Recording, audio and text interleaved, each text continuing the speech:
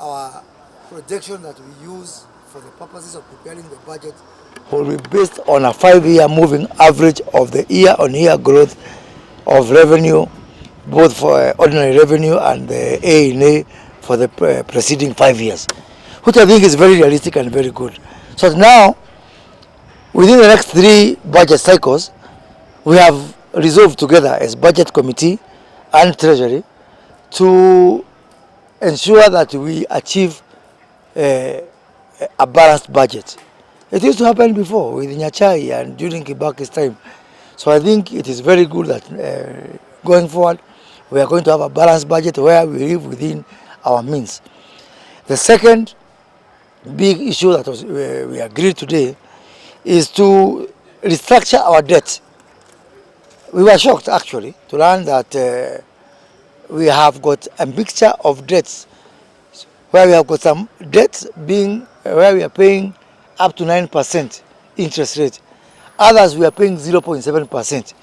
And you know, these circumstances are very suspicious. How can you have one loan you are paying 9%, even you as an individual, and another loan you are paying 0.7%?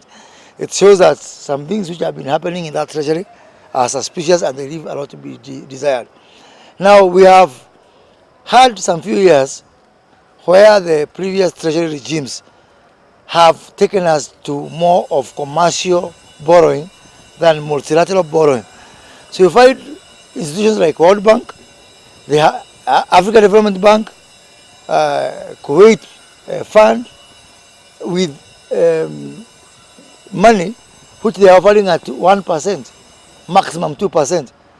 Then somebody leaves that money and opts to go for a commercial loan where we are paying 9%. How can you explain that? And you know, these institutions have been begging, please take my cheap money. So it shows that some people have gotten used to going for those loans with high interest rates because they have got less conditionalities.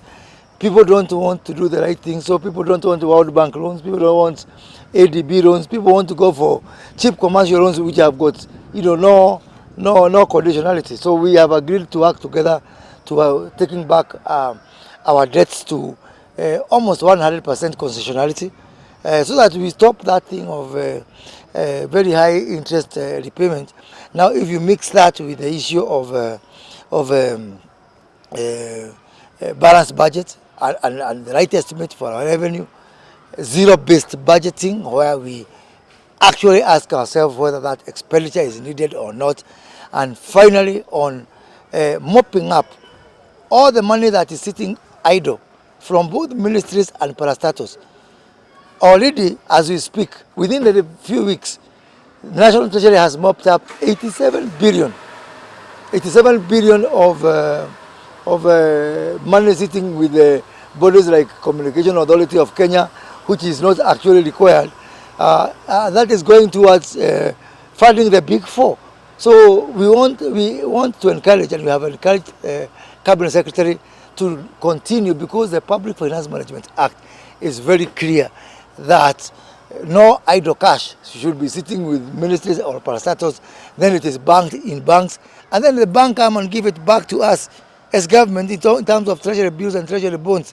So I think we are on a very serious reform agenda, a reform path from both Parliament and Treasury, and I want to assure Kenyans that they will start seeing change from all these measures.